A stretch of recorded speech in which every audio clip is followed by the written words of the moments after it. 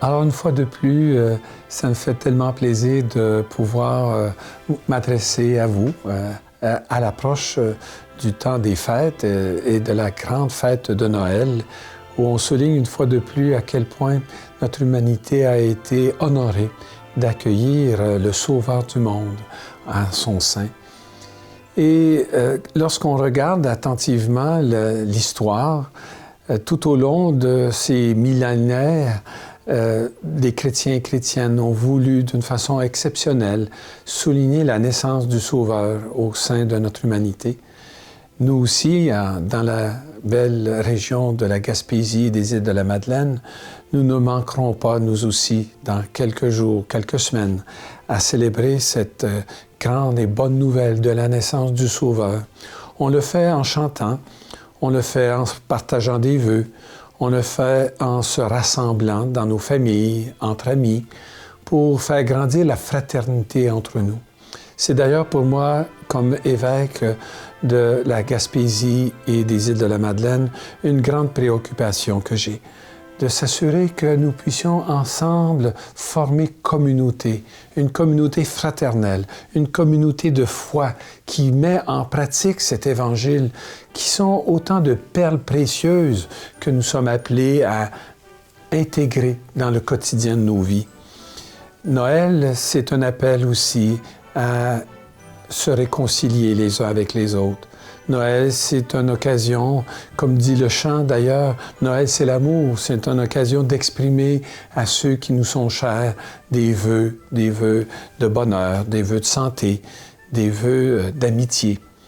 Je pense qu'en 2023 et à l'approche de la nouvelle année 2024, on ne peut pas faire abstraction au climat international dans lequel nous vivons actuellement. Pensons à ce qui s'est déroulé depuis des mois, voire années en Ukraine.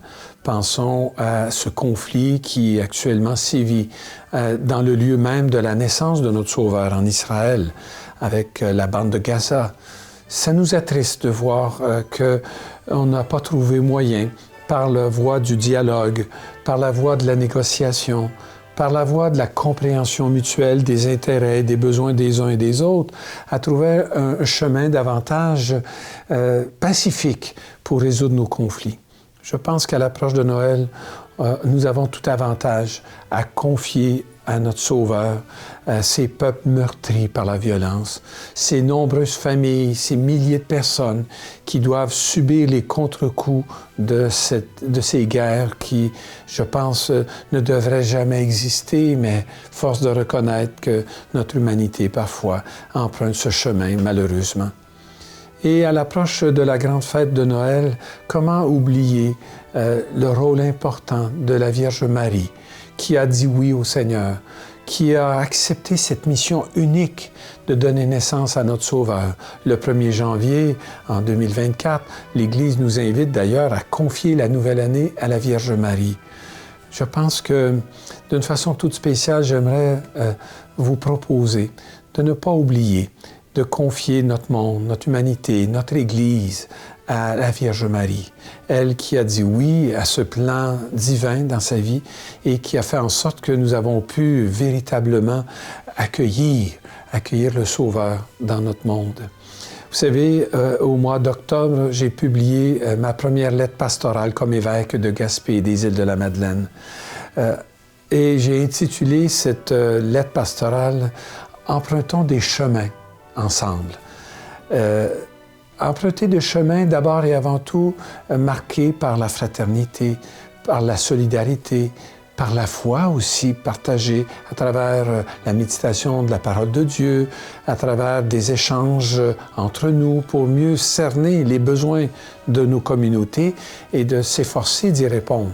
D'ailleurs, à la fête du Christ-Roi, vous vous rappelez l'Évangile de Matthieu qui nous dit « Chaque fois que vous l'avez fait au plus petit d'entre les miens, c'est à moi que vous l'avez fait. » Puisse ce Noël permettre à chacun et chacune de nous de réaliser cette proximité de Dieu dans notre monde. Et en particulier, cette proximité qui se manifeste et qui peut être expérimentée lorsqu'on ouvre notre cœur à ceux et celles qui sont dans le besoin, qui sont plus faibles, qui ont besoin d'une main tendue. Puissions-nous, à tour de rôle ou selon nos moyens et nos mesures, offrir ces mains tendues à nos frères et sœurs de nos communautés, de notre Église, de notre société, et devenir ainsi des témoins d'espérance. Oui, avec beaucoup de joie, j'aimerais vous bénir à la fin de ce message qui se veut un message d'espérance. Bénir chacun et chacune de vous, bien sûr, mais bénir vos familles pour que vous puissiez, une fois de plus, accueillir ce trésor extraordinaire de notre foi en Jésus-Christ, qui nous permet d'espérer contre toute espérance, comme nous dira Saint Paul. À chacun et chacune de vous, je souhaite un très joyeux Noël et une bonne et heureuse et sainte année. Et que le Dieu tout aimant et tout miséricordieux, comme le rappelle ma devise épiscopale depuis que j'ai été ordonné le 3 mai dernier, poussé par sa seule miséricorde, un peu comme ces vagues incessantes qui viennent s'échouer sur le rivage de nos mers, puissiez-vous être comblés de sa bénédiction, au nom du Père et du Fils et du Saint-Esprit. Amen.